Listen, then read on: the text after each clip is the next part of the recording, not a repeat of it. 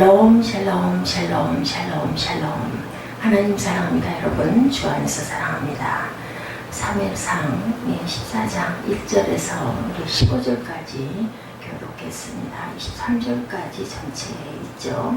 오늘은 15절 말씀 중심으로 담대히 행해야 하는 그런 말씀. 요나단이 등장을 하죠. 1절에 하루는 사울의 아들 요나단이 이렇게 나옵니다. 자기 무기를 든 소년에게 이르되 우리가 건너편 블레셋 사람들의 부대로 건너가자고 그의 아버지에게는 아뢰지 아니하였다.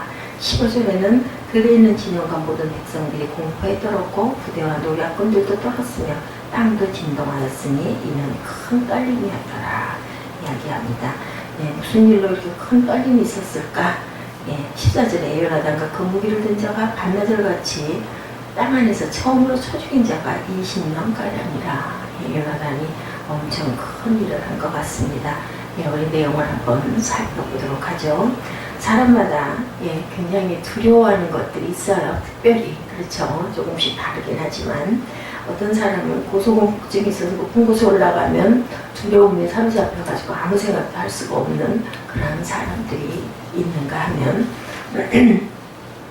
뾰족한 것에 대한 공포증을 가진 사람들이 주사를 맞는 것들 굉장히 엄청 힘들어하시는 분들도 또한 있습니다. 특정한 사람에 대해서 공포를 가지는 사람도 있고 공황장애 중에서 하나인데 그 사람만 보면 심장이 두근거려가지고 심장마비가 일어날 것 같은 그런 사람, 어떤 사람을 보면 이러한 공포에 사로잡히면 제대로 느끼거나 판단을 할 수가 없죠. 오류를 범하게 됩니다. 하나님을 믿으면서도 여러 가지 두려운 상황을 우리도 또한 만나게 됩니다. 그런데 이런 두려움에 사로잡히게 될 때 때로는 그릇된 판단과 실수로 인해서 신앙의 위기를 가져오기도 합니다. 말씀에 하나님의 선택된 백성이죠. 이스라엘이 블레셋이라는 족속에게 두려움을 가졌을 때 벌어졌던 신앙적인 위기를 우리가 오늘 본문에서 볼 수가 있는데 성경에서 이스라엘로 데려잡혔던 대표적인 사람들 중에 블레셋 족속이 있죠. 많이 등장을 합니다. 사사시대 사울 그리고 다윗왕의 시대를 거쳐 줄곧 이스라엘에게 전쟁을 치러왔던 그러한 그 민족이죠. 블레셋 사람들은 이스라엘의 남동쪽 지중해와 접한 곳에 살고 있었는데 블레셋의 세력이 강할 때 라암셋 2세 때 애굽을 침공할 정도로 막강한 힘을 가지고 있었습니다.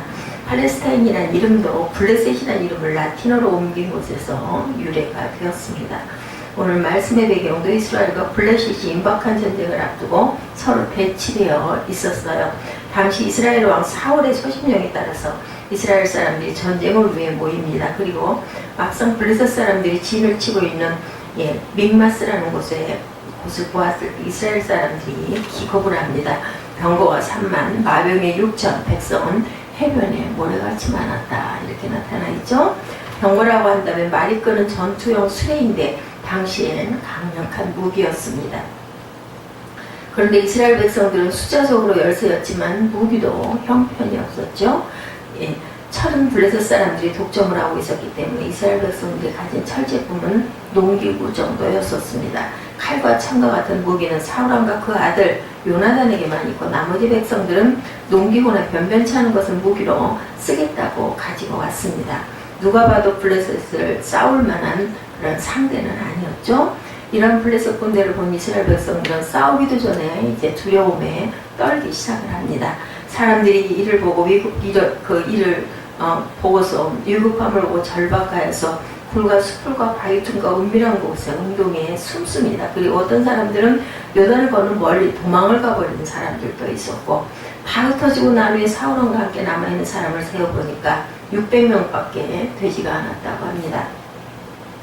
사울왕을 비롯한 이스라엘 모든 백성들은 블레셋 족속으로 인해서 두려움에 사로잡힙니다. 싸울 용기도 나지 않고 낙담이 되죠. 두려움에 사로잡혀서 어쩔 줄을 모릅니다. 그래서 사울왕이 사무엘에게 하나님께 제사를 좀 드려달라 했는데 일주일을 기다리라 하나님이 그렇게 말씀하시죠. 근데 일주일째 되는 날 해가 지는데도 사무엘이 오지 않자 사울이 이런 상황이 돼 있다 보니 너무나 두렵고 마음이 급해가지고 스스로 번제를 드렸다가 하나님에게 책망을 듣는 부분이 어제 말씀으로 나타났던 부분 마음이 이해가 가지 않으세요? 인간적으로 볼 때는 정말 어쩔 줄을 몰랐을 것 같습니다.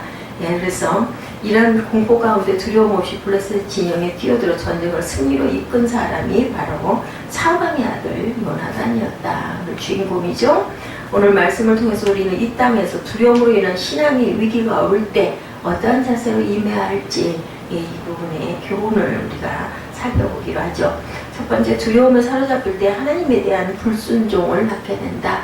제가 좀 아까 말씀드린 것처럼 사울왕이 환경을 바라보고 일어나는 일을 바라보고 그만 하나님 일주일을 기다려서 사무엘과 같이 번제를 드려라 제단을 쌓아라 했는데 그만 기다리다가 해가 져도 오지 않다 보니 본인이 그냥 직접 제단을 쌓았다가 하나님의 큰 책망을 받는 부분이 일어나죠. 이럴 때 나타날 수 있는 상반된 두 가지 반응 이렇게 말씀하고 있습니다. 하나는 이스라엘과 같이 두려움에 사로잡혀서 하나님의 말씀에 불순종하는 것, 또 하나는 두려울수록 하나님을 더욱 의지해서 하나님의 말씀에 순종하는 사람들, 이렇게 두 가지 종류로 나뉘어지죠.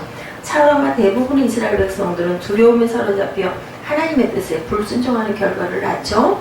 일제히 두려움 속에서 백성들은 왕의 명령에 불순종해서 흩어져 버립니다. 사울왕도 이 상황에 임박하고 두려운 상황인 것을 알고 언제 어디서 블레스로부터 공격을 받을지 모르는 그 아주 위급한 상황에 사울은 화매를 기다리고 있다가 그만 다 끝까지 기다리지 못하고 제사를 드려버리고 사무엘 선지자가 나타나서 야단을 맞는 그런 부분이 있었습니다. 급하고 두려운 마음에 자신이 사무엘 선지자가 드려야 할 제사를 드리게 되고 이것은 하나님의 명령에 대한 불순종이었고 제사는 하나님께서 지정하신 사람만이 집례할 수 있었는데 사울은 급함과 두려움 때문에 하나님의 명령을 불순종합니다. 사탄이 하는 일 중에 하나가 사람에게 두려움을 주는 것, 그것이 바로 사탄이 하는 일이다. 두려운 상황에 집착하게 만들어서 사람을 감정적으로 만들고 판단을 흐리게 만듭니다.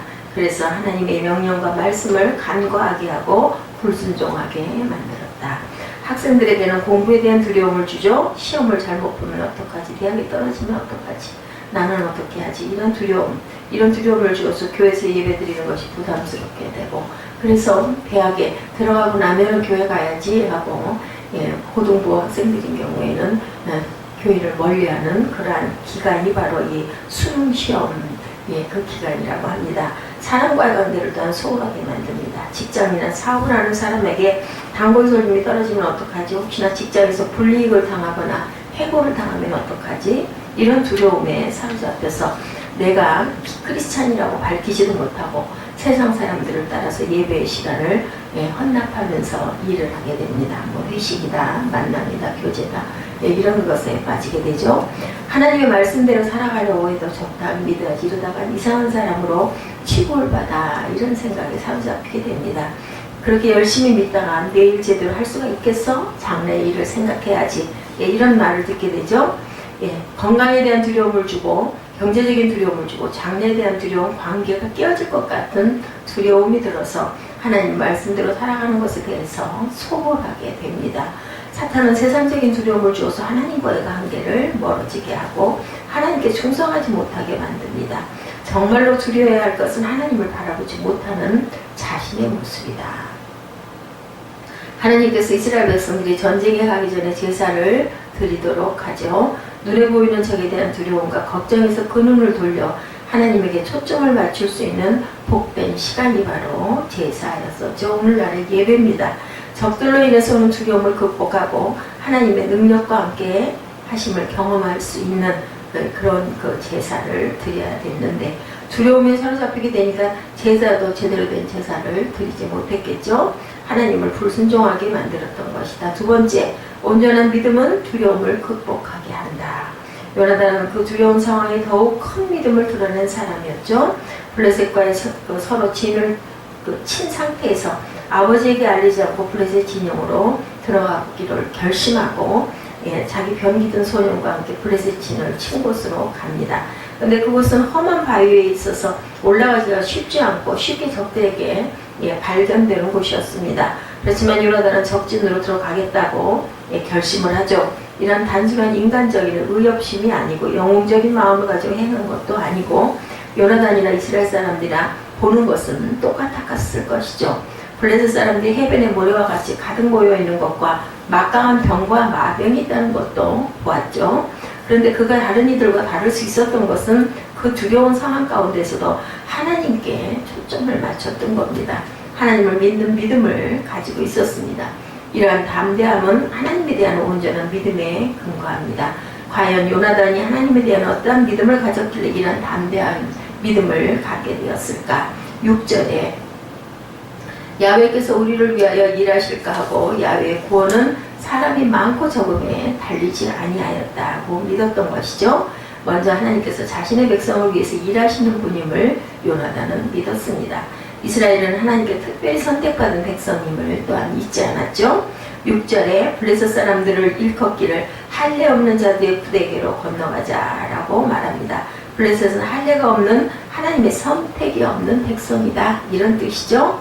그리고 이스라엘은 할례를 받은 하나님의 백성의 징표가 있는 자들이다. 그러니 하나님께서 하나님의 소유된 자신들을 위해서 일하실 것이라는 믿음이 있었던 것이죠. 하나님이 내 편이 되신다는 겁니다. 요나단의 믿음과 같이 우리는 오늘도 우리 하나님께서 일하고 계심을 믿어야 되겠습니다. 그것도 당신이 택하신 당신의 자녀들을 위해서 일하심을 우리는 또한 굳게 믿고, 블레셋처럼 엄청나게 수고하여 무기를 만들고 사람들을 모아서 나름대로 일을 한다고 하지만 하나님께서 우리를 위해서 일하신다면 사람의 일과 헛수고가 모두가 수고가 헛수고가 된다는 것을 또한 굳게 믿어야 되겠죠. 중요한 것은 하나님께서 우리를 위해서 일하시도록 하는 것이다. 하나님 앞에 충성을 다하며 하나님을 신뢰할 때 하나님께서 우리 학업 가운데 직장생활과 사업과 가정생활 가운데 일하시는 것이다. 그리고 요나단은 야훼의 구원이 어디에 있는지를 알고 있었던 사람이었습니다. 요나단이 담대하게 블레셋 진영으로 들어갈 수 있었던 것은 진정한 구원이 어디에 있는지를 정확하게 알았다. 하나님의 구원은 사람이 많고 적음에 있지 않다는 것을 알았죠. 다른 이스라엘 사람들은 이것을 알지 못했거나 믿지 못했거나 믿음이 약했겠죠. 사람이 많아야 유리하고 이길 확률이 크다, 눈에 보이는 부분입니다. 그런데 하나님의 구원은 달랐던 거죠. 도리어 하나님이 개입하셔서 승리케 하셨던 싸움은 사람이 많고 강해서 이긴 것들이 아닙니다.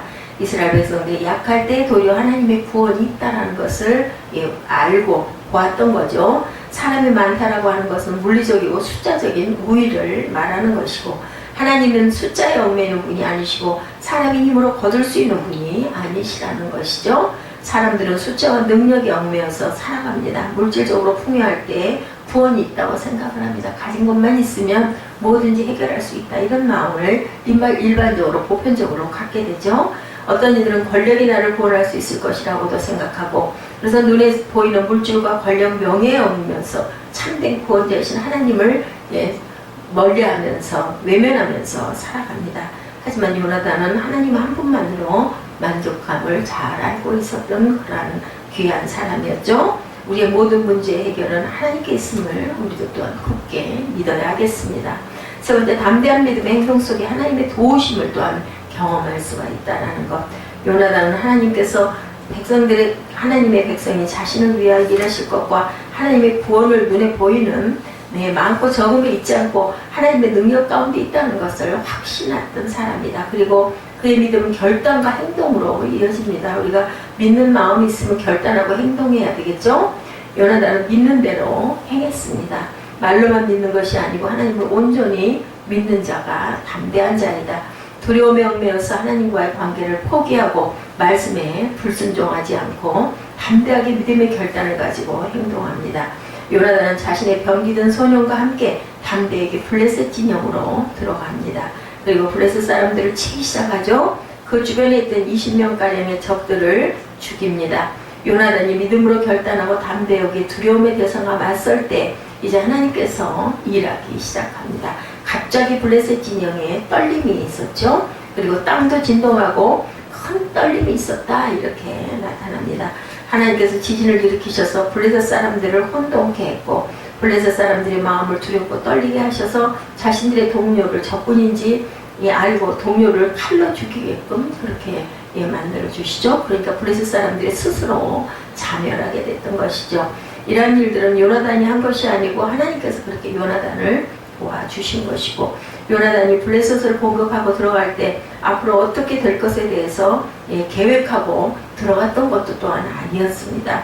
하나님께서 요나단에게 원하셨던 것은 요나단이 슈퍼맨이 되어서 블레셋 사람들을 이길 수 있도록 강하게 하시는 것도 또한 아니었죠.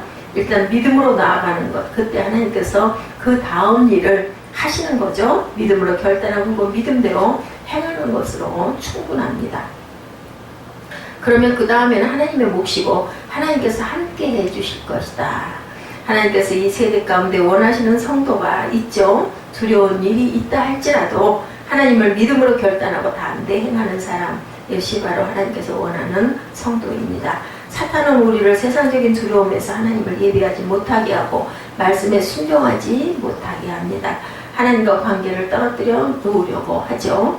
이런 경우 가운데 두려운 일이 생기고 두려운 존재가 나타날 때는 하나님께 더욱 초점을 맞춰야 되겠다. 그리고 하나님의 말씀에 순종해야 되고 그 다음에는 하나님께 맡겨드려야 합니다. 그래서 두려움의 때는 하나님이 어떻게 우리를 도우시는지 그 능력과 지혜를 경험해야 되겠습니다.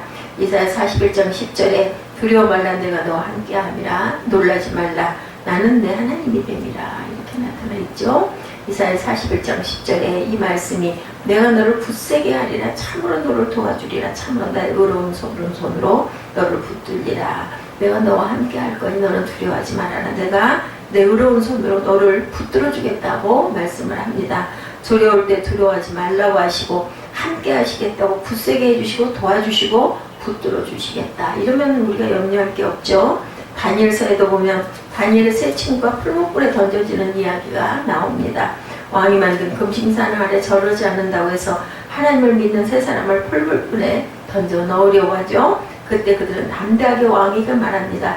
우리가 섬기는 우리 하나님이 우리를 극렬히 타는 풀무 가운데 능히 건져내시겠고 왕의 손에서도 건져내시리다. 이렇게 선포하죠. 그리 아니하실지라도 왕이 우리가 왕의 신들을 섬기지도 아니하고 왕의 세우신 금신상에 절하지도 아니할 줄을 아옵소서. 그들이 결국 불에 던져지고 이제부터 누가 역사하셔요? 하나님께서 역사하시죠.